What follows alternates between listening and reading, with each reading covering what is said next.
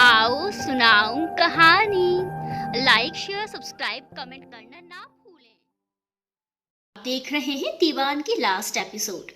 आप सभी के बहुत आभारी हैं मित्रों। दीवानगी के इस लंबे से सफर में आपने बखूबी साथ निभाया है। कोई भूल चूक हुई हो तो माफ कीजिएगा। आज दीवानगी का ये आखिरी सफर पूरा कर मंजिल पर पहुंचते हैं। चलिए तो फिर चलते हैं। हाँ बेटा, यह अनामिका भाभी की ही प्रॉपर्टी है जो उन्होंने अपने बेटे की पत्नी के नाम की थी। सुभाष जी ने मुस्कुराते हुए कहा तो युवराज के चेहरे पर अपनी माँ के लिए गर्व खुशी गम के मिले जुले भाव आ गए। श्री, भाई का तोहफा तो खोल कर देखे तो जरा उन्होंने क्या दिया है। शिप्रा ने कहा तो श्रद्धा ने वो बॉक्स खोला। उसमें डायमंड की थोड़ी पुरानी से हैंगिंग चेन थी। श्रद्धा ने वो सबको दिखाई। इट्स ब्यूटीफुल यार। युवराज भाई, मानना पड़ेगा तेरी पसंद को। तक्ष ने कहा तो युवराज बोले, माँ की पसंद है, हमने तो बस संभाल कर रखी थी। पसंद आई आपको? उन्होंने श्रद्धा से पूछा। बहुत, ये बहुत खूबसूरत है, उसने खुशी से कहा तो सबके चेहरों पर मुस्कान खिल गई। सफेद और लाल गुलाब के फूलों से पूरा कमरा सजा था। बेड पर फूलों की सेज सजी थी। कमरे में मादक सी खुशबू बिखरी थी। उस सुहाग की सेज पर बैठी दुल्हन अपने प्रियवर के आने का इंतजार कर रही थी। जाने कितनी ही बेचैनी और उलझनों के बीच घिरी वो कभी अपनी उंगलियों से खेलती तो कभी पैरों की उंगलियां रगड़ती। अमूमन ये बेचैनी हर लड़की या लड़के के जीवन में होती है। कमरे में घूंघट किए बैठी उसके जहन में लाखों पुराने मंजर एक दफा फिर घर कर गए थे। ना जाने कितनी दफा वो खुद को समझा चुकी थी, लेकिन हर बार उसका दिमाग अतीत के उस कोने में लाकर पटक देता था। इन्हीं उलझनों के बीच बैठी वो युवराज का इंतजार कर रही थी। दरवाजे के बाहर खड़े युवराज भी एहसासों की इन्हीं कैफियत से जूझ रहे थे। आज अपने ही कमरे में जाने की उनमें हिम्मत नहीं थी। वजह थी श्रद्धा। वो श्रद्धा जिससे उन्होंने दीवानगी की हद तक मोहब्बत की थी, जो आज उनके दुल्हन बनी बैठी उनका इंतजार कर रही थी। खुद से दूसते हुए युवराज ने दरवाजा खोला और अंदर कदम रखा। पूरे कमरे में हल्की हल्की मोमबत्तियां जल रही थी। साथ ही डिम लाइट्स के साथ कमरा बेहद खूबसूरत लग रहा था। सामने उस फूलों की सेज पर वो अपने पैर मोड़े बैठी थी। चेहरे पर घूंघट था जो उसके नाक तक आ रहा था। इधर दरवाजा खुलने की आवाज सुनकर उसने नजरें उठाकर दरवाजे की तरफ देखा, जहां युवराज खड़े उसे ही देखे जा रहे थे। एक साथ जाने कितने ही विचारों ने उसे घेर लिया था, लेकिन उसने सब विचार झटक डाले। युवराज ने दरवाजा बंद कर कड़ी लगाई और बेड की तरफ बढ़ते हुए अपने कोट के बटन खोलने लगे। वो शर्माई सकुचाई कुछ घबराई से सिमटती जा रही थी। युवराज ने कोट उतारकर काउच के हैंडल पर रखा और शर्ट के ऊपर के बटन खोलते हुए बेड के पास आ गए। वो बिल्कुल हेडबोर्ड से टिक गई, मानो अगर वो हेडबोर्ड नहीं होता तो वो गिर ही जाती। युवराज बेड पर लगी फूलों की लड़ियों को साइड कर उसके सामने बैठ गए और कुछ पल उसे निहारने के बाद उन्होंने हाथ आगे बढ़ाकर उसका घूंघट उठाया। उसने अपनी आंखें बंद कर ली।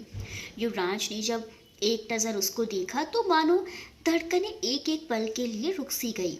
लाल रंग के लहंगे के साथ सुनहरे रंग के दुपट्टा लिए सुहागन के 16 श्रृंगार में उसका रूप कयामत ही ढा रहा था। कुछ पल तो युवराज उसे देखते ही रह गई, फिर उसकी दोनों हथेलियां थाम ली। वो आंखें बंद किए घबरा सी रही थी, लेकिन जब युवराज के अल्फाज उसके कानों में पड़े तो उसने मन ही मन खुद को कोसना शुरू कर दिया।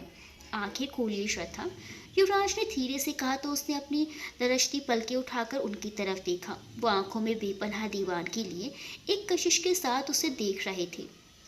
उनकी नजरों की तपिश बर्दाश्त करना उसके पलकों के बस में ना था। वो खुद ब खुद झुक गई। उसे देख युवराज मुस्कुराते हुए बोले, जानती हैं श्रद्धा, आज हमने सब कुछ पा लिया। उसने एक पल नजर उठाकर उन्हें देखा और फिर पलकें झुका ली। युवराज आगे बोले, कभी सोचा ना था कि आप हमारे दुल्हन के रूप में यूँ हमारे सामने होंगी। जी तो कर रहा है कि सारी रात बैठकर आपको यूं ही निहारते रहें, लेकिन आप भी थकी हुई होंगी, इसीलिए जाकर चेंज कर लीजिए। लेकिन मिस्टर राठौर, वो कुछ बोलने को ही तो वो उसके होंठों पर उंगली रखकर बोले, हमें पता है आप क्या कहना चाहती हैं, और हमारा जवाब यही है कि जब तक आप खुद इस रिश्ते में आगे बढ़ने के लिए तैयार ना हो तब तक हम इस रिश्ते में आगे नहीं बढ़ेंगे। आप दूसरों की बातों पर ध्यान मत दीजिए, क्योंकि हम समझते हैं कि आपने ऐसा दर्द बर्दाश्त किया है जो किसी की भी हिम्मत तोड़ सकता है। इतना कहकर उन्होंने उसका माथा चूम लिया और बेड से उठ गए। युवराज ने मुड़कर देखा तो वो सेज से उठकर उनके सामने खड़ी हो गई। वो नजरें झुकाए धीरे से बोली, हम आगे बढ़ना चाहते हैं मिस्टर राठौर, हमेशा के लिए। उसके अल्फाज सुन युवराज मुस्कुरा उठे। वो एकदम एक कदम चलकर उसके पास आए और उसका दुपट्टा सर से सरकते हुए बेहद शोक लहजे में बोले, मेरी निगाहों में एक ख्वाब आवारा है। चांद में देखो तो चेहरा तुम्हारा है। उसकी नजरें तुम्हारे शर्म के उठ ही नहीं सकी। उनको दूसरी तरफ कदम बढ़ाए तो युवराज ने उसका दुपट्टा का सिरा पकड़ अपनी तरफ खींच लिया। अगले ही पल वो सर झुकाए उनके सामने थी। उसने चेहरा ऊपर कर युवराज को देखा तो वो एक हाथ से उसकी कमर पर रख दूसरे हाथ की उंगलियां उसके बालों में सरकाते हुए बोले, दिल चाहता है आपको खुद भी छिपा लें। आप हर पल हमारे साथ रहें, हमें हमें समाई रहें। हम कभी समझ ही नहीं पाए कि अब आपको इतना चाहने लगे कि खुद को ही भुला बैठे। आप दूर हुई तो यादों के सहारे जीते रहे, और जब एक बार फिर वापस आई तो ख्वाहिश, आदत, ज़रूरत सब कुछ बन गई। अब आपके बिना एक पल भी जीना दुश्वार है।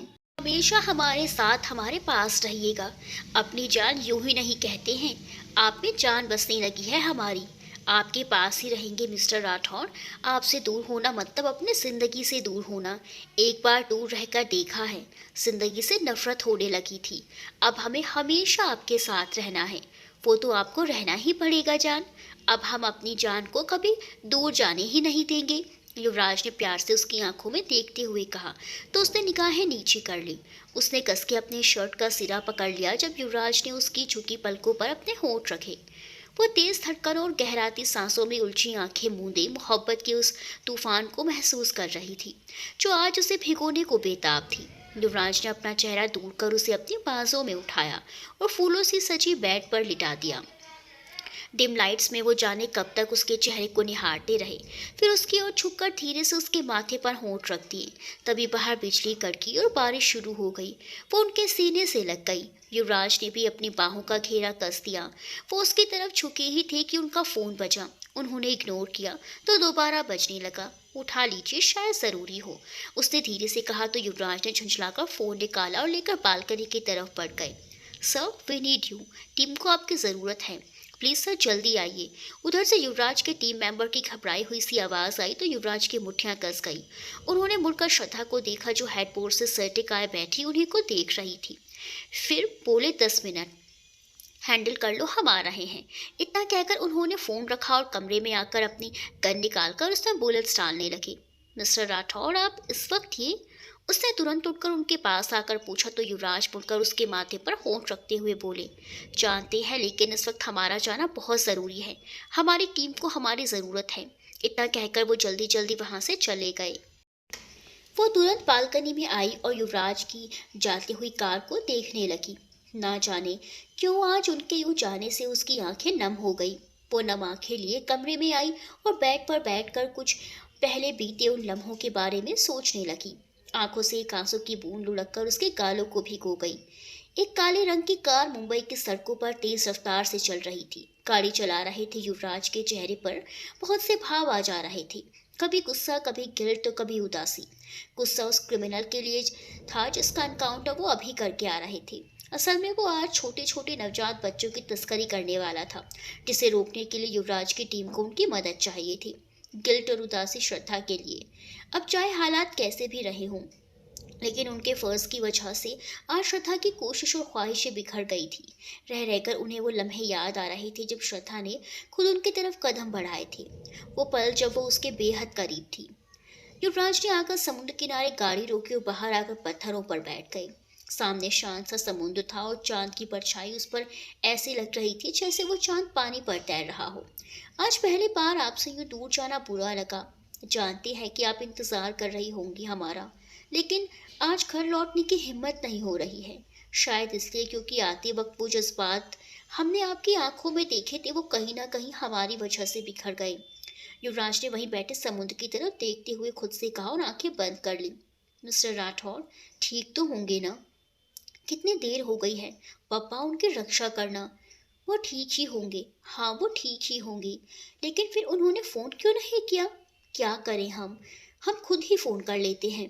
हाँ ये ठीक रहेगा। लेकिन अगर वो बिजी हुए तो? वो बेचैन सी हाथों में फ़ोन लिए हॉल के चक्कर काट रही थी। वो बार बार उनका नंबर देखती और फिर डायल करते करते रुक जाती। एक बार कर ही लेते हैं, उठाया तो ठीक और नहीं उठाया तो दोबारा नहीं करेंगे।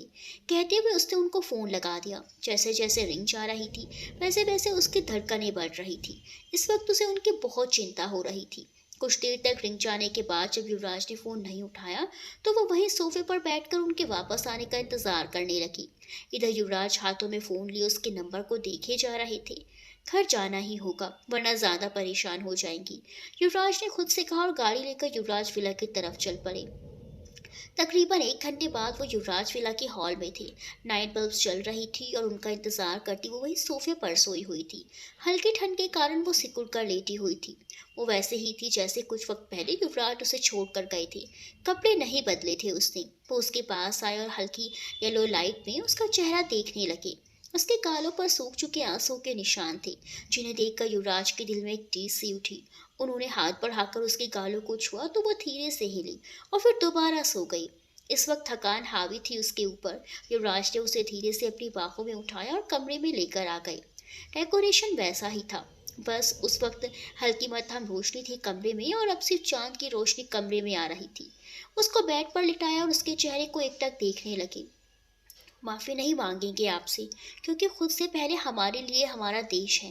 लेकिन ये वादा है आपके मिस्टर राठौर का आपसे कि जो फासले आज अधूरे रह गए वो बहुत जल्द मिट जाएंगे। कहते हुए उन्होंने उसके माथे को अपने होंठों से छू लिया।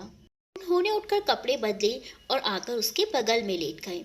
वो नींद में ही उनके करीब आकर उनके सीने पर सर रखकर सुकून से सो गई, जिसे देख युवराज के चेहरे पर मुस्कुराहट आ गई। आज युवराज की आंखें पहले खुली। उन्होंने सामने टंगी घड़ी में टाइम देखा तो सुबह के 5 बज रहे थे। फिर उसको देखा जो अभी तक सो रही थी। थकान होगी ऐसा सोचकर उसे सोता छोड़कर युवराज उठे और तैयार होने लगे। तकरीबन आधे घंटे बाद वो तैयार होकर बाथरूम से बाहर आए तो उसको अभी तक सोता देख उनके माथे पर बल पड़ गए। श्रद्धा उठी क्यों नहीं? चाहे कितनी भी देर क्यों ना हो जाए, ये तो सबसे पहले उठ जाती है। तबीयत तो ठीक है ना इनकी? कहते हुए उन्होंने उसका चेहरा ध्यान से देखा जो इस वक्त पूरा लाल हो रखा था। माथे पर हाथ रखकर युवराज ने चेक किया तो उसे माथा भट्टी की तरह तपता हुआ महसूस हुआ। मतलब शक सही था हमारा, तबीयत ठीक नहीं है इनकी। कहते हुए उन्होंने फ़ोन करके डॉक्टर को जल्द से जल्द विला आने को कहा और जल्दी से सारी डेकोरेशन हटाकर एक तरफ रख किचन में आ गए। एक बड़े से बॉल में पानी और एक सूती कपड़ा लेकर वो वापस अपने कमरे में आए और उसके माथे पर पट्टी रखने लगे। थोड़ी देर बाद डॉक्टर्स भी आ गए। उसको चेक किया और फिर युवराज से बोली, चिंता करने वाली कोई बात नहीं है मिस्टर राठौर, किसी चीज़ का स्ट्रेस देने के कारण फीवर हो गया है। मैं मेडिसिन दे देती हूँ, आप इन्हें टाइम पर दे दीजिएगा। हफ्ते भर में बिल्कुल ठीक हो जाएंगी। और अब ये कब तक उठेंगी डॉक्टर? अभी तो मैंने इन्हें इंजेक्शन दिया है, कुछ तो देर उसका असर रहेगा ही, 2 या 3 घंटे में उठ जाएंगी। डॉक्टर ने मुस्कुराकर जवाब दिया। युवराज की इजाज़त लेकर वापस चली गई। इतना भी क्या परेशान होना श्रद्धा, जो आपने अपनी तबीयत ही बिगाड़ ली। जब तक आप हमारे साथ हैं हमें कुछ नहीं होगा। हम हमेशा आपके साथ ही रहेंगे। इतनी जल्दी पीछा नहीं छूटने वाला हमसे। युवराज ने उसके लाल पड़े चेहरे को देखते हुए कहा और उसके माथे को चूम लिया। उसके छोटे से चेहरे पर हल्की सी मुस्कान आ गई। कुछ देर तक युवराज उसका हाथ पकड़े वहीं बैठे रहे। फिर घड़ी देखी जो 8 बजने का इशारा कर रही थी। वो उठे और आस्था के रूम में आ गए।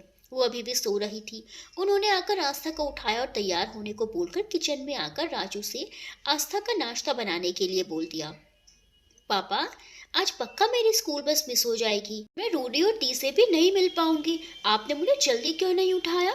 और मम्मा कहाँ है? आज वो क्यों नहीं आई मुझे उठाने के लिए?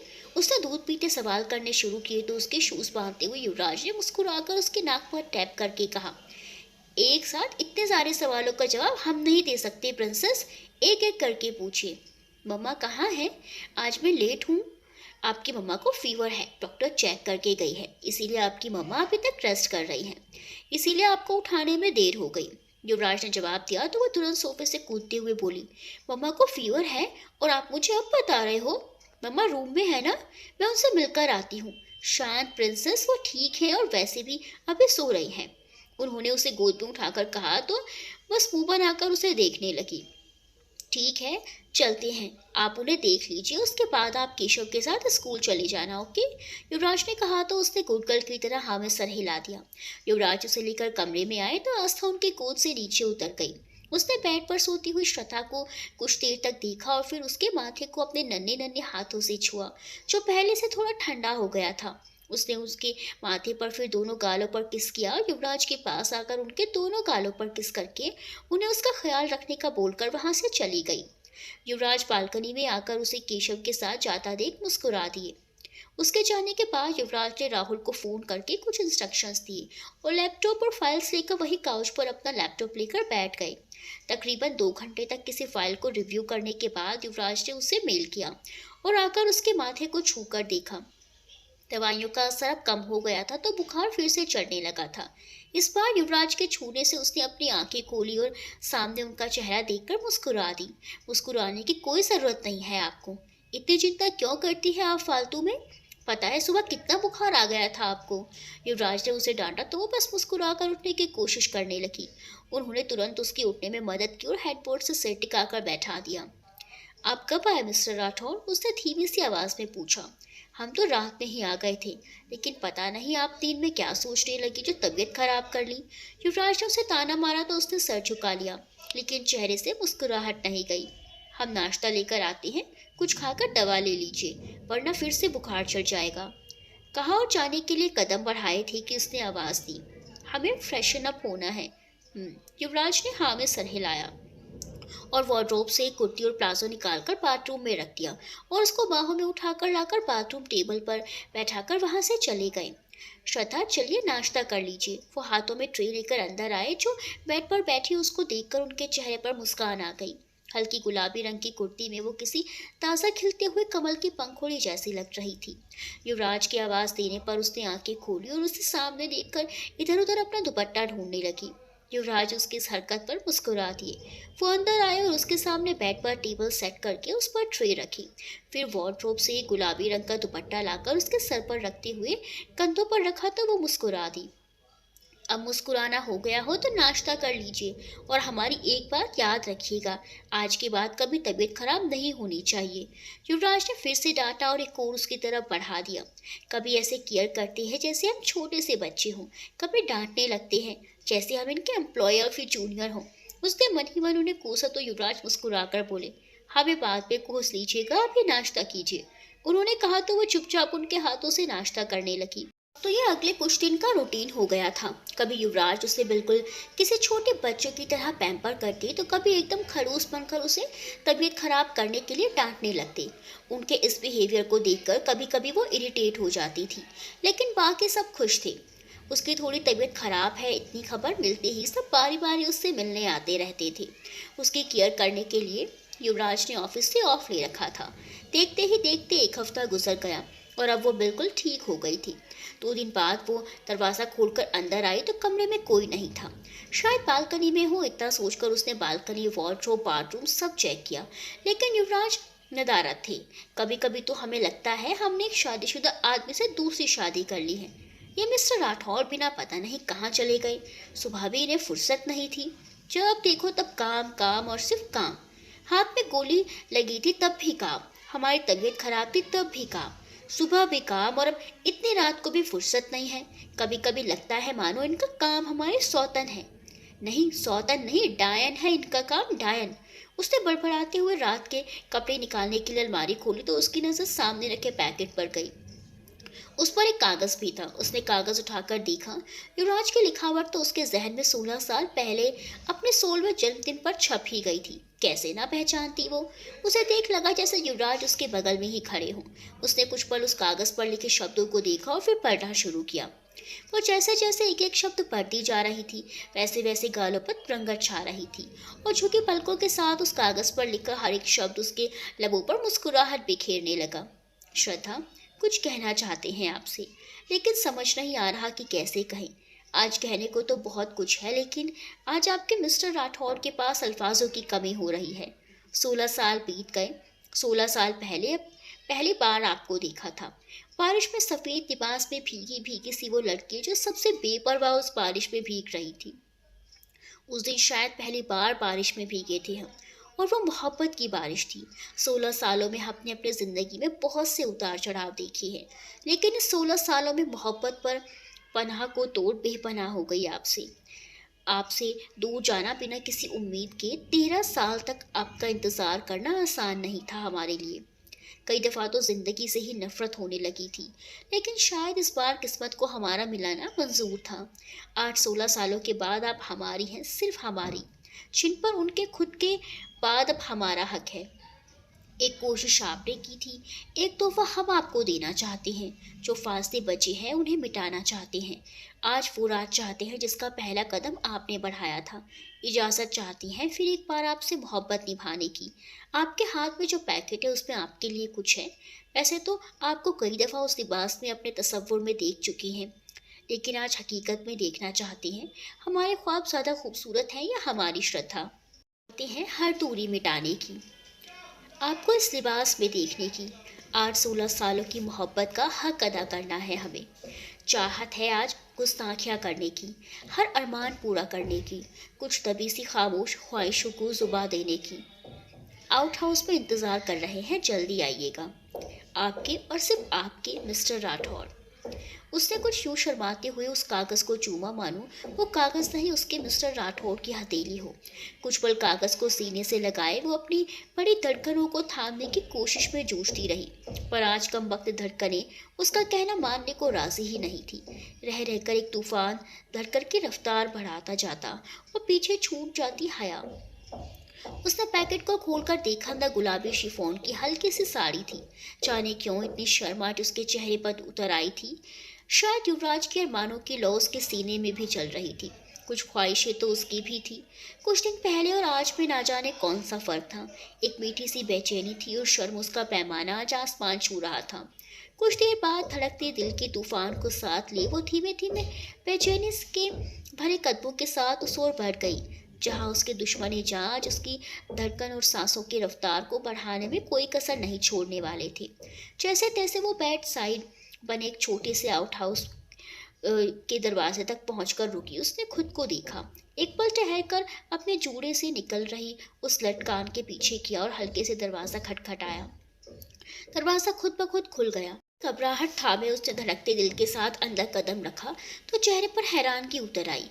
आज से पहले भी वो कई दफ़ा उस जगह आई थी, पर आज जितना खूबसूरत शायद ही वो जगह कभी थी। दरवाजे से अंदर तक पंखुड़ियों का रास्ता बना था और थोड़ा आगे जाकर दीवार के नज़दीक गद्दा बिछा था, जिसके आसपास सफ़ेद रंग के छानी से पर्दे से एक मंडप सा बना था। कितना खूबसूरत लग रहा था। उन पर्दों से चिपके मोर पंख, ढेर सारे मोर पंख खूबसूरती से मानो आज चार चांद लगा रहे थे। एक छोटे छोटे आर्टिफिशियल दियों से लव यू श्रद्धा लिखा था। उसके आसपास सफ़ेद ऑर्किड के फूल बड़ी नज़ाकत से फर्श चूम रहे थे। कुछ सुनहरे रंग की लाइट्स की लड़ियां भी लगी उस माहौल को पहले से कई गुना ज़्यादा खूबसूरत बना रही थी। और सीलिंग पर भी सफ़ेद ऑर्किड के फूलों की लड़ियां लटक रही थी। एक मीठी मादक सी खुशबू पूरे कमरे में फैली, वहाँ की हवाओं में खुली थी, जिन्हें रूह में उतरता महसूस कर वो सहर गई, मानो उसे एक पल में युवराज के बेहद करीब से छू लिया हो। वो हैरानी और एक मीठी सी गुदगुदी भरे एहसास के साथ सब कुछ देख रही थी। हर एक सजावट मानो युवराज की मोहब्बत को बयां कर उसे छेड़ रहे थे। अभी वो इन्हीं सब में खोई थी जब उसे किसी ने अपने होने का एहसास हुआ। दिल इतनी तेजी से धड़का मानो जिस्म का पोर पोर खुद दिल बनकर धड़क रहा हो। बिना पलटे उसने बस हल्के से गर्दन घुमाकर देखा, जैसे चोर नजरों से अपने मनमीत का दीदार कर रही हो। हाँ, वो युवराज ही थे, जिनकी मौजूदगी का इल्म कराने के लिए उसे आंखों की जरूरत नहीं, वो सीने में उठता बेलोस तूफान ही काफी था। युवराज दरवाजे को बंद कर उससे टिक कर खड़े हो गए, पैरों को क्रॉस किए, दोनों हाथ पीछे की ओर बांधे। वो प्यारे से मुस्कान लिए उसे निहार रहे थे। आह, उस कातिलाना रूप की कल्पना तो उन्होंने अब तक जाने कितनी ही दफा की होगी, पर हकीकत में वो ये रूप आज उनके सीने पर छुरियां चला रहा था। पला का हुस्न मानो उसी हसीन दिलरुबा के लिए बना था। गुलाबी रंग की शिफॉन साड़ी से लिपटी वो खुद में गुलाब लग रही थी। उस पर उसके बालों की गुलाल जैसी युवराज को कायल बनाने का इरादा कर भी लिए बैठी थी। उसकी गोरी कमर साड़ी में कुछ यूं झांक रही थी, मानो कोई छुई मुई शर्माई सी गुलाबी लिहाफ से लिपटी बाहर झांक रही हो। रेशमी घुंघराली लटे चेहरे पर झूलकर उस चांद के मुखड़े को ढककर युवराज की धड़कनें बढ़ा रही थी। उस पर ये श्रद्धा के लबों का रह रहकर शर्मीले हया से लिपटा युवराज के दिलो दिमाग पर कयामत बरसा रहा था। वो जोर नजरों से उन्हें देख रही थी। उसकी सांसें ऊपर नीचे हो रही थी जब युवराज ने रफ्ता रफ्ता उसकी ओर कदम बढ़ाए। धड़कनों के शोर को महसूस कर वो एक एक कदम पीछे होने लगी, मगर एक वक्त के बाद उसकी पीठ दीवार से लग गई और उसके सामने दोनों तरफ दीवार पर हथेली रखे युवराज एक कशिश के साथ उसे निहारने लगे। आज युवराज की उन नजरों में बहुत कुछ समाया था, थोड़ी शरारत, बेपनाह से दीवानगी, बहकने की ख्वाहिश और हर बंदिश को तोड़ इश्क के तूफान में डूब जाने की चाहत। उसके गाल जलकर लाल हो उठे। उसने ऊपर नीचे हो रही सांसों की रफ्तार को थामकर हकलाते हुए कहा, मिस्टर राठौर, वो आस्था, हम आस्था को देखकर आते हैं।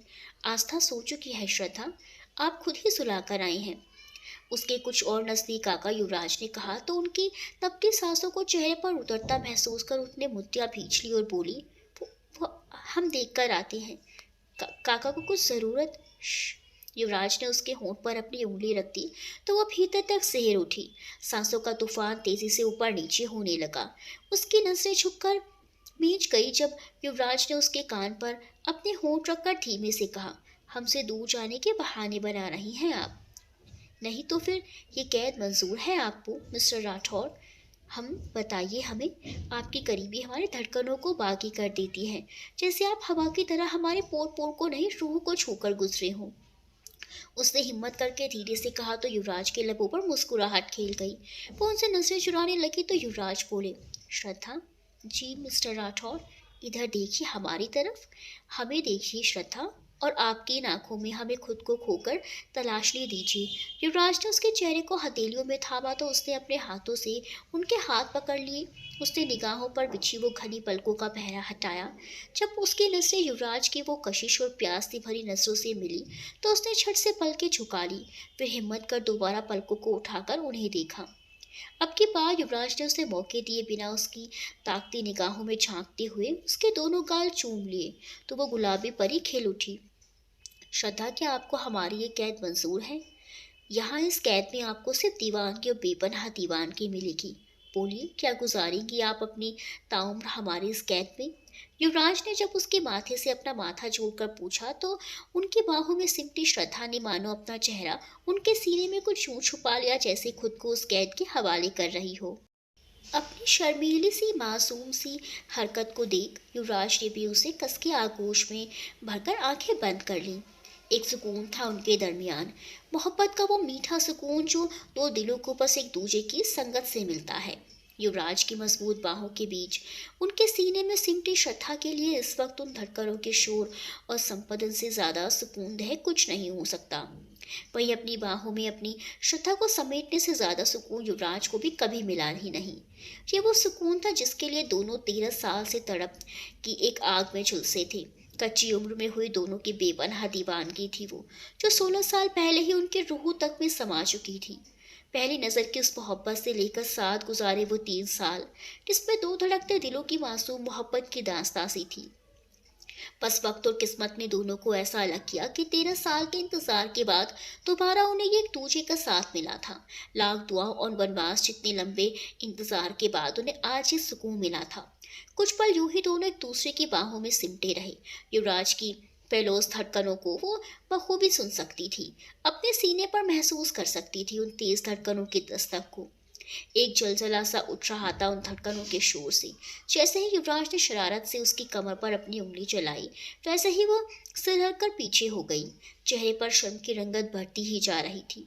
युवराज उसके चेहरे पर हया का नूर देख मुस्कुराए। एक ओर रखे ऑर्किड्स उठाकर उन्होंने श्रद्धा को दिए तो उसका नूरानी चेहरा उन फूलों सा खिल गया।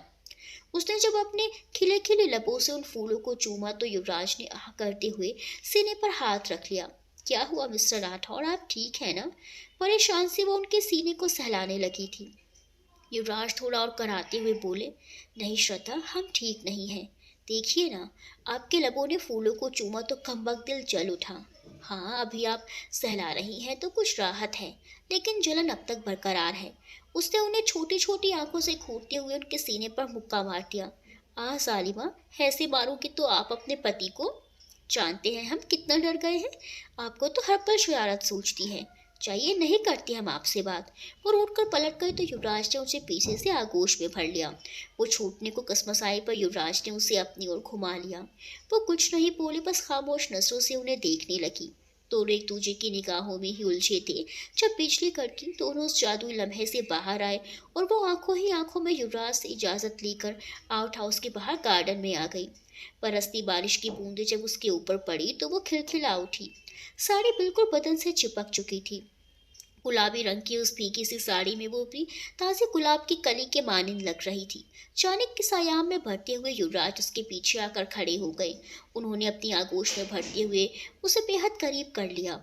उसके जूड़े से लटें निकलकर उसके गालों पर चिपकी हुई थी।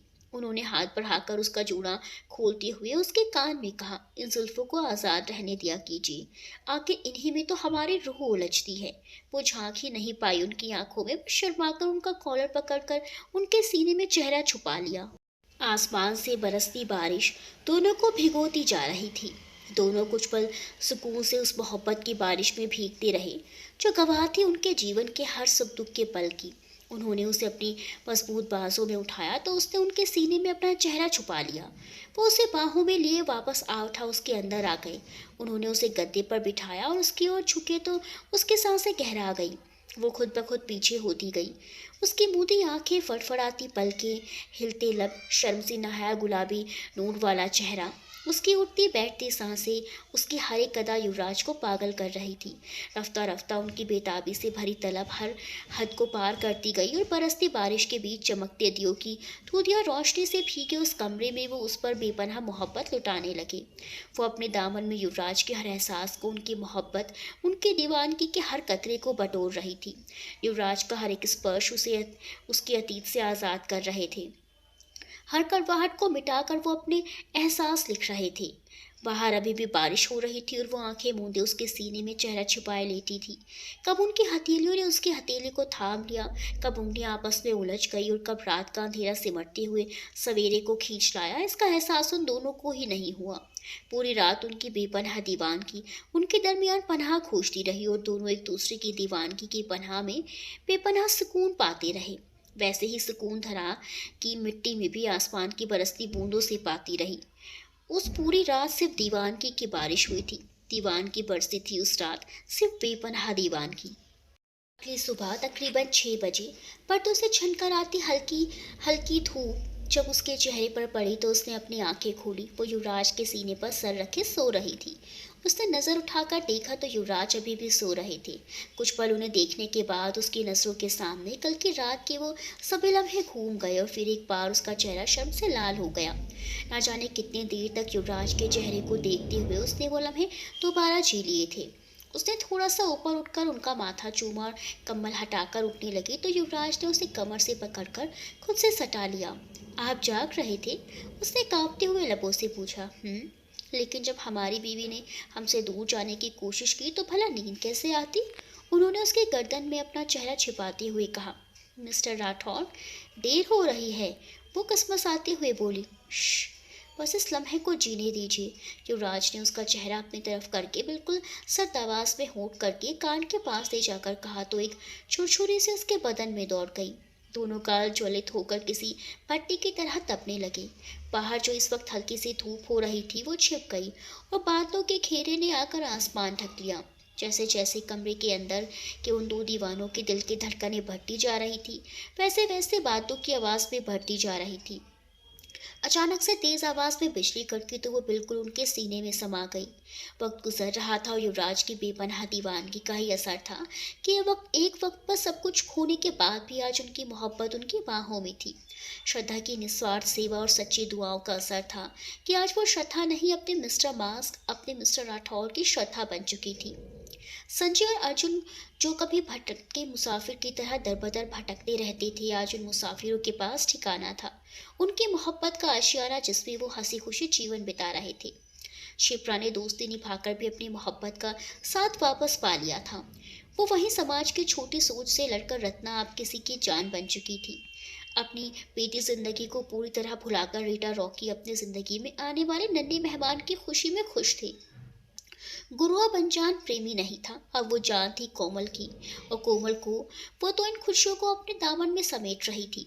एक वक्त पर सबकी नजरों में अपने किरदार को गलत साबित करने वाली मेघा अब अपना किरदार ऊंचा किए सबकी आंखों का तारा थी।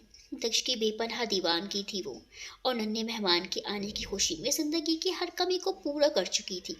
पवन और छवि की मोहब्बत आज भी 20 साल पहले जैसे ही थी। दोनों की जिंदगी में उनका बेटा शैंकी, उनका परिवार, सब कुछ लौट आया था।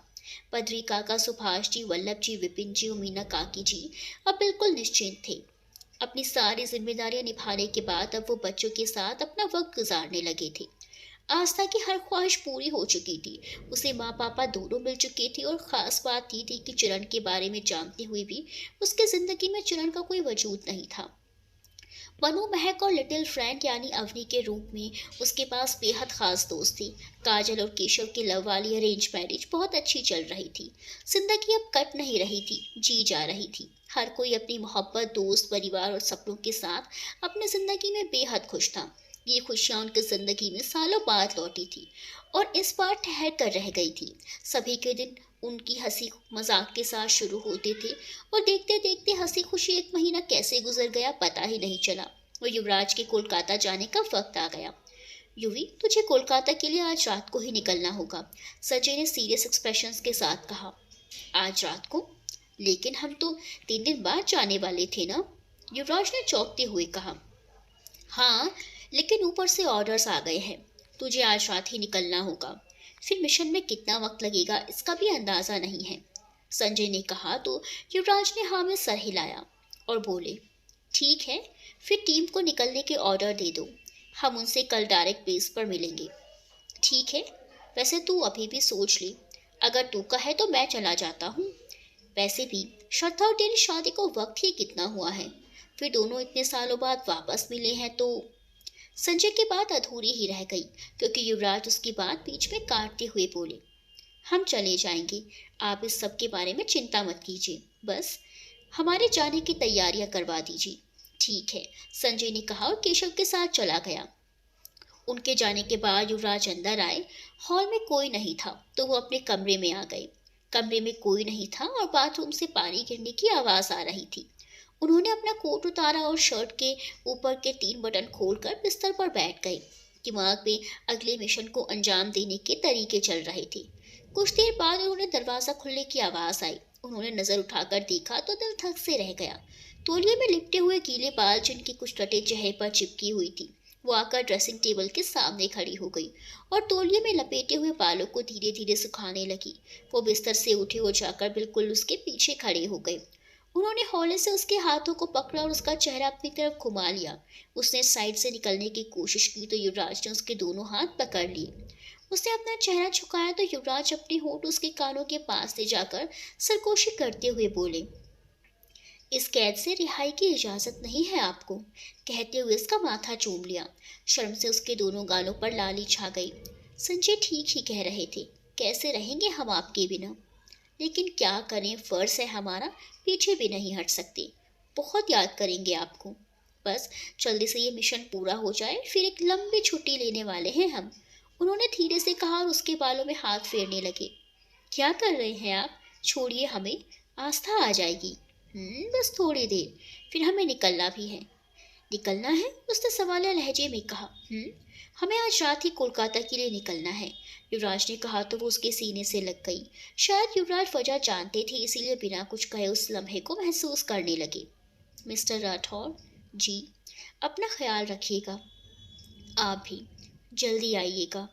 आप इंतज़ार करेंगी, बल्कि भी चाकर, बस जल्दी वापस आइएगा। हम बैग पैक कर देते हैं, लेकिन पहले आस्था को देख लीजिए। आप तैयार हो जाइए। कहते हुए युवराज ने उसे छोड़ दिया। वो फौरन कमरे के बाहर चली गई। युवराज ने अपने कपड़े लिए और बाथरूम की तरफ बढ़ गए। इधर वो आस्था के कमरे में आई तो उसके चेहरे पर मुस्कुराहट ठहर गई। उसकी नन्ही परी कंबल लपेटे सो रही थी। उसने आकर उसके सर पर हाथ फेरा तो वो मुस्कुरा दी। पूरे महीने मस्ती की थी इन्होंने, अब थकान महसूस नहीं हुई, लेकिन अब जरूर होगी।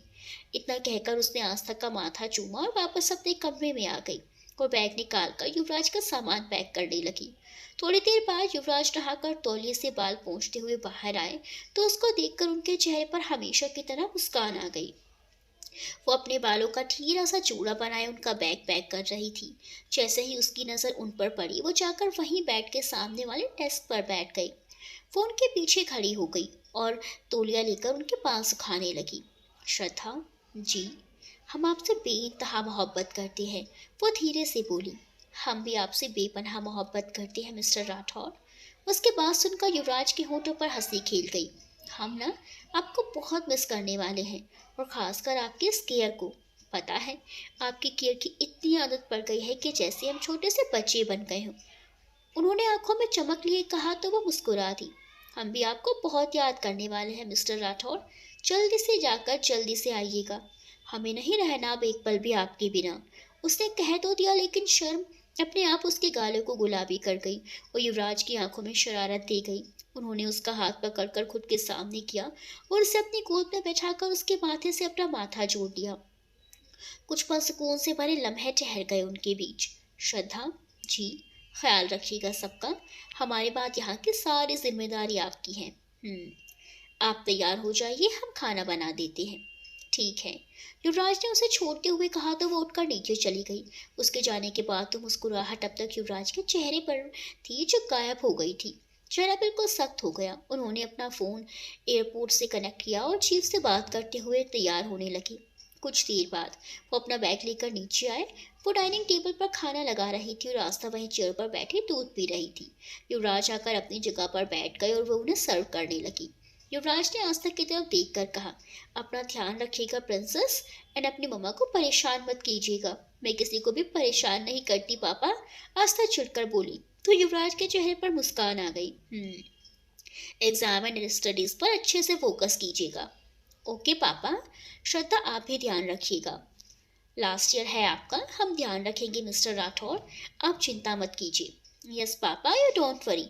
आप आराम से अपना काम करके जल्दी से वापस आइएगा, आस्था ने कहा तो युवराज के चेहरे पर मुस्कान आ गई। डिनर के बाद युवराज ने आस्था का माथा चूमा और बैग लेकर बाहर आ गई। श्रद्धा भी उनका कोट हाथों में लेकर उसके पीछे आ गई। ध्यान रखिएगा मिस्टर राठौर, उसने नम आंखों से कहा तो युवराज ने उसे गले से लगा लिया। कुछ पल बाद तो उससे अलग हुए हल्के से अपने उसके होठों को छू लिया। वो नम आंखों से मुस्कुरा दी। युवराज उसका गाल थपथपाकर अगर गाड़ी में बैठ गई और गाड़ी अपनी मंजिल की तरफ बढ़ गई। वो तब तक उन्हें देखती रही जब तक गाड़ी उसकी नजरों से ओझल नहीं हो गई। उसके बाद वो भी अंदर आ गई। अंदर आकर उसने देखा तो आस्था सोफे पर सो रही थी। उसने उसे गोद में उठाया और लेकर अपने कमरे में आ गई। उसने उसको बिस्तर पर लिटाया और कंबल उड़ाकर बालकनी में आकर खड़ी होकर चांद को देखने लगी। आपको गए अभी कुछ पल भी नहीं बीते, वो यादों के झरोखे आंखों के सामने से गुजर गए। उसने धीरे से कहा और वहीं झूले पर बैठकर उन लम्हों के बारे में सोचने लगी जो सिर्फ उसकी और उसके मिस्टर राठौर के थे। इधर युवराज हेलीपैड पहुंचे। वहां उनके टीम के कुछ खास मेंबर्स उनका इंतजार कर रहे थे जो उनके साथ ही जाने वाले थे। उनके पहुंचते ही सभी ने उन्हें सैल्यूट किया और सब आकर चॉपर्स में बैठ गए। पायलट ने चॉपर स्टार्ट किए और सभी हवा से बातें करते हुए आसमान में उड़ने लगे। इधर युवराज के जहन में भी इस वक्त सिर्फ श्रद्धा के संग बिताए हुए वो लम्हे किसी रील की तरह चल रहे थे। यहाँ अगले दिन से सबका नॉर्मल रूटीन शुरू हो गया था। सुबह आस्था के स्कूल जाने के बाद श्रद्धा सबसे मिली। सबको पता था कि युवराज कहाँ है तो किसी ने कोई सवाल नहीं किया। उसके बाद एनजीओ चली गई। वहां आकर उसने दोबारा अपना काम संभाल लिया, जिसके कारण रत्ना और कोमल का वर्कलोड कम हो गया। साथ ही मेघा और रीटा का भी श्रद्धा खास ख्याल रखती थी। संजय की जिम्मेदारी थी ऑफिस संभालना, जिसमें एक वक्त राहुल, वल्लभ जी, विपिन जी, गुरु और पवन उसकी मदद कर रहे थे। दक्ष अपने बिजी शेड्यूल से मेघा के लिए थोड़ा वक्त निकाल लिया करता था। साथ ही रॉकी को भी तमाम हिदायतें मिली थी, जिसके कारण वो भी रीटा के लिए थोड़ा सा स्पेशल टाइम निकाल लेता था। रोज रात को युवराज श्रद्धा को एक फोन जरूर करते थे। बातें कम और खामोशियां ज्यादा होती थी दोनों के दरमियान, लेकिन मोहब्बत की कोई पनाह नहीं थी। वक्त अपनी रफ्तार से बीत रहा था और देखते ही देखते युवराज को गए 6 महीने बीत चुके थे। उनके मिशन के चलते उनका लौटना मुश्किल था, जिसके कारण युवराज ने इन 6 महीनों में कोलकाता में भी अपनी कंपनी की ब्रांच सेटल कर रखी थी। युविश्रा की मोहब्बत में भले ही थोड़ा सा इंतजार जरूर था, लेकिन उनकी मोहब्बत बेपनाह होती है। उन्हें इंतजार से कहाँ कोई फर्क पड़ता है, खासकर जब आपको पता है कि आपकी मोहब्बत का हर एक पल आपके नाम है और आपके महबूब का आपसे दूर रहने का कारण देश से जुड़ा उसका फर्ज है। वैसे इन 6 महीनों में मुंबई में भी काफी कुछ बदल गया था। मेघा और रीटा की प्रेगनेंसी को 8 महीने बीत चुके थे। रत्ना और शिप्रा ने भी खुशखबरी सुना दी थी। दोनों ही 2 मंथ्स प्रेग्नेंट थी। संजू और अर्जुन तो खुशी से लगभग पागल ही हो गए थे। जब उन्होंने फोन करके ये बात युवराज को बताई तो उनकी बेताबी देखकर युवराज खुद को हंसने से रोक नहीं पाए थे। केशव काजल गुरु कोमल की मोहब्बत की दुनिया में बहुत खूबसूरत सी थी। खुशी खुशी दिन बीत रहे थे। श्रद्धा ने भी खुद को एनजीओ के काम में व्यस्त कर रखा था, जिसका नतीजा ये हुआ कि बहुत ही कम वक्त में उनका एनजीओ टॉप 5 की लिस्ट में शामिल हो गया था। और युवराज को गए अभी 7 महीने बीत चुके थे। कोई नहीं है, युवराज ने धीरे से कहा और अपना सूटकेस एक तरफ रखा और वार्डरोब की तरफ बढ़ गए। उन्होंने कुर्ता निकाला और उसे लेकर बाहर आ गए। वो इस वक्त आस्था के कमरे में उसे तैयार कर रही थी, इसीलिए उसे युवराज के बारे में पता नहीं था। उन्होंने जीन्स पतली और कोलकाता फ़ोन करके सभी ऑफिसर्स के बारे में पूछा, साथ ही वहाँ के ऑफिस फ़ोन करके कुछ इंस्ट्रक्शंस दिए। उसके बाद फ़ोन करके कुर्ता चेंज करने के लिए उठाया और एक हाथ के से शर्ट के बटन खोलने लगे, क्योंकि दाएं हाथ में पट्टी बंधी हुई थी, इसलिए डॉक्टर को हाथ मूव करने से मना किया था। लेकिन एक हाथ से बटन खुल नहीं रहे थे। तभी किसी ने पीछे से उनके पीठ पर टैप किया। युवराज ने पलटकर देखा तो सामने श्रद्धा खड़ी थी। उन्होंने अपने हाथ नीचे कर लिए। वो बिना कुछ कहे उनकी शर्ट के बटन खोलने लगी। युवराज बस उसे देखे जा रहे थे, जो बिना कुछ बोले पूरे एहतियात से बटन्स खोल रही थी। लेकिन खामोशी सिसकियां वो बखूबी सुन पा रहे थे, जो उन्हें बेचैन कर रही थी। श्रद्धा चुप रहिए, उसने सुबकते हुए कहा और ध्यान से शर्ट उतारी ताकि जख्म में दर्द ना हो। युवराज के कंधे पर बंधी पट्टी देखकर उसकी आंखों में ठहरे हुए आंसू गालों पर लुढ़क गए। उसने आहिस्ते से उंगलियों के पोरों से जख्म को छुआ और फिर आंसू पोंछते हुए उसने कुर्ता उठाकर युवराज को पहनाया। श्रद्धा, आप हम ठीक हैं। अब तक नहीं थे, लेकिन अब आने के बाद बिल्कुल ठीक हैं। कुर्ते के बटन बंद करते हुए उसने कहा और ड्रेसिंग टेबल से कंघी लाकर युवराज को बेड पर बिठाकर उसके बिखरे बाल सही किए। कुछ और चाहिए आपको? हाँ चाहिए ना। क्या? आप। ड्रेसिंग की ओर बढ़ती हुई वो रुक गई। उसकी कलाई पकड़कर युवराज ने उसे अपनी ओर पलटाया और आगे बढ़कर सीने से लगा लिया। वो जो अब तक खुद को संभाल रही थी, वो उनके सीने से लगकर रो पड़ी। युवराज ने उसे रोका नहीं। वो जानते थे कि वो बहुत घबराई होगी। वो बस उसे सीने से लगाकर उसका सर सहलाते रहे। ये सब क्या है युवराज? ये क्या हाल बना रखा है आपने अपना? और नहीं तो क्या पापा, ये इतनी सारी चोट? आपने तो कहा था कि आप ठीक हो। साले, तेरे से बोला था ना मैं चला जाता हूँ, लेकिन तुझे तो जैकी चैन की छठी औलाद बनने का शौक चढ़ा हुआ था। सुभाष जी, आस्था और संजय युवराज को डांट रहे थे और वो चुपचाप सर झुकाए उनकी डांट सुन रहे थे। लेकिन जब संजय का मुंह खुला तो युवराज उसे घूरने लगे। देवा देवा, पता नहीं किसकी नजर लग गई है मेरे बच्चे को। हटो तुम सब, मुझे नजर उतारने दो मेरे बच्चे की। काकी हाथों में सूखी मिर्च और राई लेकर आई और सबको युवराज के से परे कर उनकी नजर उतारने लगी। अरे बस करो आई, कितनी नजर उतारोगी उसकी? संजय ने कहा तो काकी ने उसे आंखें दिखाकर मुंह बंद करने का इशारा कर दिया। बेचारा मुंह पर उंगली रखकर बैठ गया। काकी ने उनकी नजर उतारी, फिर श्रद्धा को उनके साथ खड़ा करके दोनों के जोड़ों में भी नजर उतारी। हम ठीक है आई, अब बस कीजिए, युवराज ने प्यार से कहा तो काकी ने हाँ में सर हिला दिया। थोड़ी देर बाद संजय, वल्लभ जी, आस्था, युवराज, श्रद्धा और काकी पंडाल के लिए निकले, जहाँ बाकी सब उन्हीं का इंतजार कर रहे थे। युवराज को देखकर डॉक्टर अर्जुन ने तुरंत उन्हें सुनाना शुरू कर दिया। लेकिन आज युवराज का ध्यान उन दोनों की डांट पर नहीं, बल्कि मेघा और रीटा के गोद में खेलते हुए नन्हे मुन्ने और नन्ही परी पर था।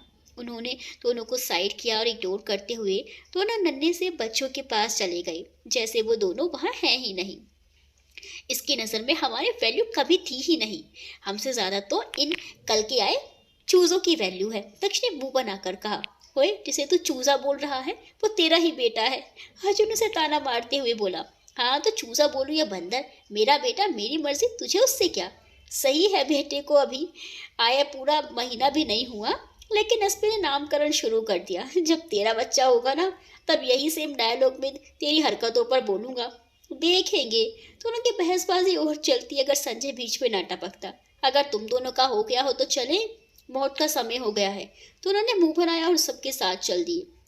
वक्त गुजर रहा था और श्रद्धा साथ ही अंजू के काम और अपनी पढ़ाई के बीच वो हर तरीके की नेगेटिविटी से दूर हो चुकी थी। सभी अपनी मोहब्बत और मोहब्बत की बेहद खास निशानियों के साथ अपनी जिंदगी जी रहे थे। युवराज और श्रद्धा भी बरसों के इंतजार के बाद मिले अपनी मोहब्बत की छांव में सुकून से अपनी जिंदगी जी रहे थे। 1.5 साल बाद आज पूरा युवराज विला फिर एक बार दुल्हन की तरह सजा हुआ था। हॉल में बेहद खूबसूरती से सजाया हुआ झूला रखा था जिस पर श्रद्धा लाल साड़ी में सर पर चूना ओढ़े बैठी हुई थी। शिप्रा, रत्ना, मेघा, रीटा आस्था के साथ डांस कर रही थी। काजल और कोमल अपने नन्हे मुन्नों को संभाल रही थी। युवराज एक तरफ अपने दोस्तों और बाकी फ्रेंड्स के साथ खड़े श्रद्धा को देख रहे थे। दक्ष, अर्जुन, रॉकी अपने अपने वाले के डांस प्रोग्राम के चलते अपने अपने नन्हे मुन्नों को संभाल रहे थे। कोद पर हाई का फंक्शन बहुत अच्छे से हुआ। छवि और काकी ने मिलकर श्रद्धा का पसंदीदा खाना अपने हाथों से बनाया था। साथ ही दोनों माओं ने उसे अपने हाथों से खिलाया भी था। मिस्टर राठौर, ये क्या कर रहे हैं आप? उतारिए हमें, उसने युवराज से कहा, लेकिन उन्हें तो मानो कोई फर्क ही नहीं पड़ा। वो श्रद्धा को गोद में उठाए ही कमरे में आए और उसे बिस्तर पर बैठाकर उसके पैरों के पास बैठ गए। कितनी ज्यादा स्वेलिंग आ गई है, ध्यान रखना चाहिए था ना। युवराज उसके पैरों को देखते हुए उसे डांटते हुए बोले। फिर कटोरी में रखा तेल लेकर उसके तलवों पर लगाने लगे। उसने पैर खींचने चाहे लेकिन युवराज ने उसके दोनों पैर पकड़ लिए। युवराज तेल लगाते हुए उसे डांटने लगे। ऐसे ख्याल रखेंगी आप हमारे जाने के बाद? 10 मिनट तो ध्यान नहीं रख पाई और 1 महीना खुद का ख्याल रखेंगी। ऐसी हालत में छोड़कर हम कहीं नहीं जाने वाले, समझिए आप? लेकिन मिस्टर राठौर, कोई लेकिन वेकिन नहीं। इस वक्त आपसे और हमारे बच्चे से ज्यादा हमारे लिए कुछ भी जरूरी नहीं है, समझिए आप? हम ध्यान रखेंगे अपना मिस्टर राठौर, आई प्रॉमिस। लेकिन आप हमारी वजह से अपने फर्ज से मुंह नहीं मोड़ सकते। हमें नहीं पता ऐसा कौन सा मिशन है जिसके लिए आपको छुट्टियां कैंसिल करके मिशन लीड करने के लिए बुलाया गया है, लेकिन वो बहुत बड़ा कुछ काम ही होगा, इसीलिए आपको जाना चाहिए।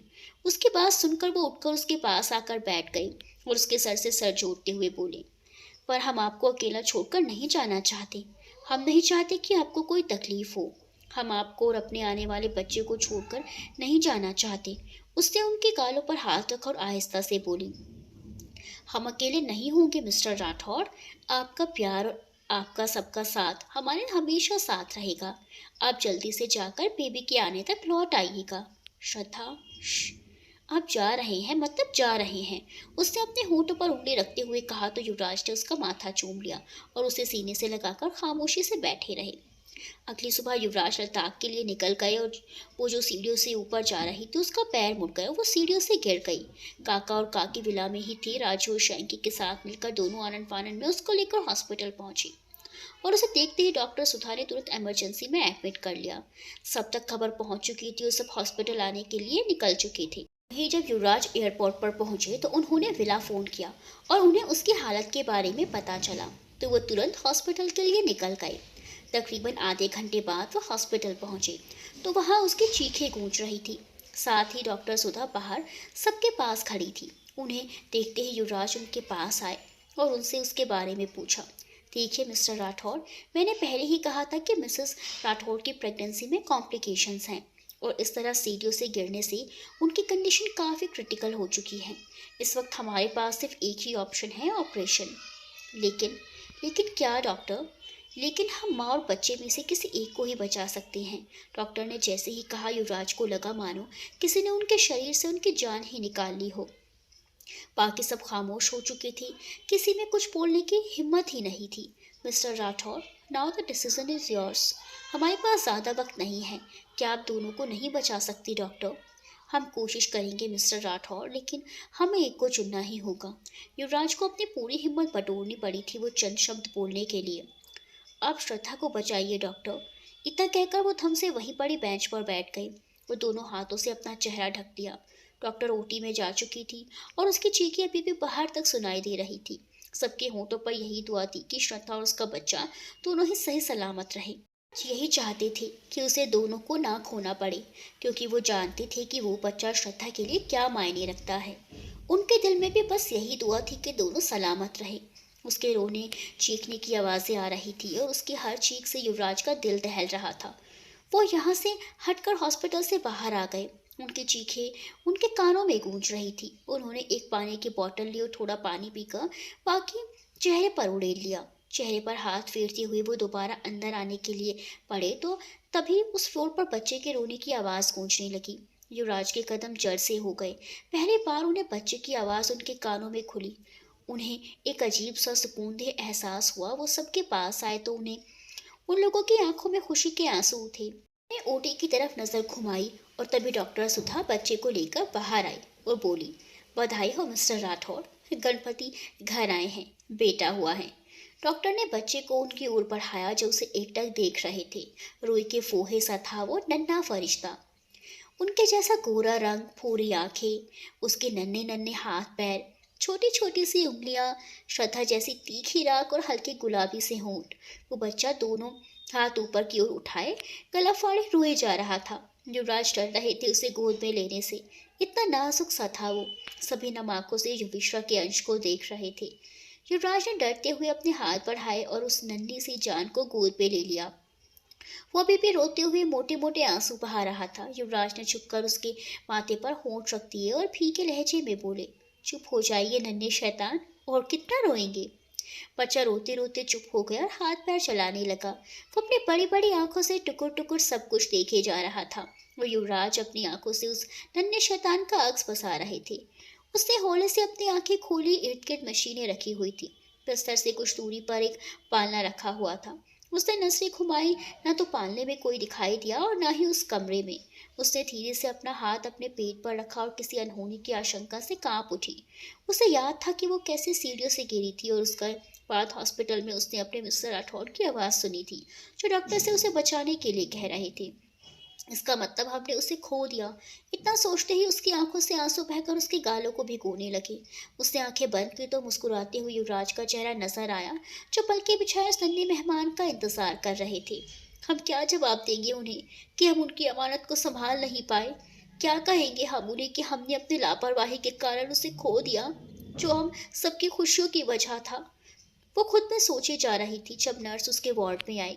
उसने सभी मशीन्स को मॉनिटर किया और फिर उसकी तरफ देखा। उसके गालों पर आंसू के निशान देखकर वो समझ गई कि उसे होश आ गया है। मिसेस राठौर, नर्स ने उसे बुलाया तो उसने आंखें खोली। सिस्टर, हमारा बच्चा, कहते हुए उसके लफ्ज कांप रहे थे। आपका बेटा बिल्कुल ठीक है मिसेस राठौर, वो इस वक्त मिस्टर राठौर के पास है। नर्स ने जैसे ही कहा उसके चेहरे पर सुकून के कतरे छिटक गए। उसे खामोश देख नर्स डॉक्टर के कैबिन में आई जहां युवराज अपने नन्हे साहबजादे को गोद में लिए बैठे थे। डॉक्टर उसे चेक कर चुकी थी। वो बिल्कुल ठीक था। डॉक्टर, मिसेस राठौर को होश आ गया है, नर्स ने अंदर आकर कहा। नर्स की बात सुनकर युवराज ने डॉक्टर की तरफ देखा। एक बार मैं उन्हें चेक कर लूँ फिर आप उनसे मिल सकती हैं, कहते हुए डॉक्टर उसके वार्ड में आई और उसे चेक करके उसे काफ़ी सारी हिदायतें दे डाली। वो मुस्कुराती हुई उनकी बातें सुन रही थी। डॉक्टर वहां से चली गई और युवराज को अंदर जाने की इजाज़त दी। युवराज अन्य नवाब के साथ अंदर पहुंचे। उन्हें देखते ही वो उठने को हुई लेकिन स्ट्रेचेस की वजह से अभी खुद उठना उसके लिए मुमकिन नहीं था। युवराज तुरंत उसके पास आए और नन्हे नवाब को उसके बगल में लिटा दिया। फिर उसको बैठाया और उसकी गोद में उसके नन्हे नवाब को सौंप दिया। ये तो बिल्कुल आपके जैसा है मिस्टर राठौर, इसकी आंखें हूबहू आपके जैसी है। वो खुश होकर बोले तो युवराज मुस्कुरा उठे। उन्होंने होले से उसके माथे पर अपने होंठ रखे और बोले, शुक्रिया इस नायाब तोहफे के लिए। शुक्रिया हमसे इतनी मोहब्बत करने के लिए, श्रद्धा ने पलके झुकाकर कहा। और आपका भी बहुत बहुत शुक्रिया हमारी श्रद्धा की सबसे बड़ी ख्वाहिश पूरी करने के लिए, कहते हुए युवराज ने नवाब के माथे को भी होठों से छू लिया। उसकी गोद में उनकी मोहब्बत की निशानी थी और दोनों की नजरें एक दूसरे में उलझी हुई थी जब एक प्यारी सी आवाज़ आई, परफेक्ट पिक्चर मम्मा पापा, ये पिक्चर मैं अपने और अपने प्रिंस के रूम में लगाऊंगी। सामने हाथों में कैमरा लिए आस्था खड़ी थी। उसे देखते ही युवराज ने अपनी बाहें फैला दी और वो आकर उनके गले से लग गई। उस परफेक्ट और ब्यूटीफुल फैमिली को देखकर बाहर खड़े हर इंसान के चेहरे पर मुस्कुराहट आ गई। उनकी कंडीशंस को ध्यान में रखते हुए उसे 1 महीने तक हॉस्पिटल में ही रखा गया और इस बीच युवराज ने अपनी श्रद्धा का बहुत ख्याल रखा और बचे अपने नन्हे नवाब तो उनकी सेवा में तो सब हाजिर थे। पूरा युवराज विला फूलों से सजा हुआ था। गेट पर सामने की तरफ बड़ी सी रंगोली बनी हुई थी जो साइड साइड से फूलों से सजाई गई थी। सभी पंडित जी के साथ दरवाजे पर खड़े बेसब्री से उनका इंतजार कर रहे थे। कुछ देर बाद गाड़ियां आकर युवराज विला के सामने रुकी। युवराज उसको थामे दरवाजे की तरफ बढ़ने लगे और सभी जोड़े उन तीनों पर फूल फेंकने लगे। सबकी गोद में छोटे मियाँ और नन्ही परी भी बहुत ध्यान से सब कुछ देख रहे थे। साथ ही अपने नन्हे नन्हे हाथों से फूल फेंक रहे थे। दोनों दरवाजे पर पहुंचे तो आस्था भागते हुए आकर युवराज की गोद में चढ़ गई। उन चारों को देखकर सबके चेहरों पर मुस्कुराहट आ गई। छवि काकी ने चारों की नजर उतारी। पंडित जी ने कुछ मंत्र पढ़कर उन पर अक्षत छिड़का। उसके बाद चारों अंदर आ गई। युवराज आस्था को थामे श्रद्धा और अपने नन्हे शहजादे के साथ हवन कुंड के सामने बैठे। पंडित जी पूरी विधि विधान के साथ पूजन कर रहे थे। उन्होंने श्रद्धा की गोद में खेल रहे 15 दिन के छोटे डॉन के हाथों में मौली बांधी और फिर उसका नाम रखने के लिए कहा। अपने भाई का नाम रखिए आस्था, ये आपका हक है। युवराज ने प्यार से उसके सर पर हाथ फेर कर कहा तो वो उठकर उसके पास आई और उसे अपनी गोद में उठा लिया। वो डगमगाई तो पीछे से तुरंत आकर मनु ने उसे संभाल लिया। उनकी ये दोस्ती वाला प्यार देखकर सब मुस्कुरा दिए। आस्था ने कुछ पल लगातार उस छोटू डॉन को देखा जो अपनी आंखें बड़ी किए उसे ही घूरे जा रहा था। ये कितना प्यारा है ना मम्मा पापा, और इसकी आइज भी बिल्कुल मेरे जैसी है, उसने खुश होकर कहा तो सब मुस्कुरा दिए। अब अपने भाई का नाम रखिए आस्था, श्रद्धा ने कहा तो कुछ पल रुककर आस्था बोली। आस्था का छोटू भाई आयुष। आस्था का आ, युवराज का यू और श्रद्धा का शा। आयुष। आयुष सिंह राठौर। आयुष सिंह राठौर सभी ने दोहराया और आस्था ने धीरे से उसके कान में कहा, आयुष मेरा छोटू। अपना नाम सुनकर वो खिलखिलाने लगा, बिना दांतों के ही बत्ती सी चमकाने लगा। दीवानगी की दास्तां आपसे है। इतनी मुश्किलें पार करके आपको पाया है। आपको हर पल हर घड़ी के लिए अपना बनाया है। आपके साथ मोहब्बत का जहां बसाया है। जैसे ही युवराज चुप हुए, श्रद्धा की निगाहों में उन्हें अपना ही अक्स नजर आया। उन्होंने झुककर उसके माथे को चूमा और उसके सर से अपना सर छोड़कर बैठ गए। तो उन्होंने एक नज़र सोते हुए आयुष और आस्था पर डाली जो सुकून से एक दूसरे के साथ सो रहे थे। उन्हें देखने के बाद दोनों हथेलियों की उंगलियां आपस में उलझाए बाहर बरसती बारिश को देखने लगी। दोनों के अल्फाज भले ही खामोश थे लेकिन उनके बीच अनकहे से अल्फाज थे, मोहब्बत के अल्फाज। किसी की जिंदगी में मोहब्बत को मंजिलें मिल चुकी थी। जिंदगी में लंबे इंतजार के बाद ठहराव आ गया था। वक्त बीतता गया। किसी को खोया तो किसी को पाया था कुछ। जीते तो कुछ हारे भी थे। कभी बिखरे तो सिमटे भी थे। खुशियां हो या गम हर पल चले थे। साथ निभाया था हर कदम पर। कभी पास रहकर तो कभी दूर रहकर, कभी महसूस करके तो भी कभी कदम से कदम मिलाकर। मोहब्बत के मायने सीखे भी थे और बदले भी थे। अफसाने मोहब्बत के कभी खत्म नहीं होते, उनमें ठहराव आ जाता है। लाख मुश्किलों को पाकर आज सबको उनकी मोहब्बत मिल चुकी थी। उस मोहब्बत की निशानी के रूप में उन्हें उस खुदा के फरिश्ते भी मिल चुके थे। बेपनाह दीवानगी हमेशा बेपनाह दीवानगी ही रहेगी। बस गुजरते वक्त के साथ पनाहें टूटती जाएंगी। मोहब्बत के जहां में खुशियां भी होंगी और गम भी। लोग बदलेंगे, किरदार भी बदलेंगे, लेकिन एक चीज जो इनके दरमियान कभी नहीं बदलेगी वो है दीवानगी। सिर्फ बेपनाह दीवानगी। The end. And bye bye friends.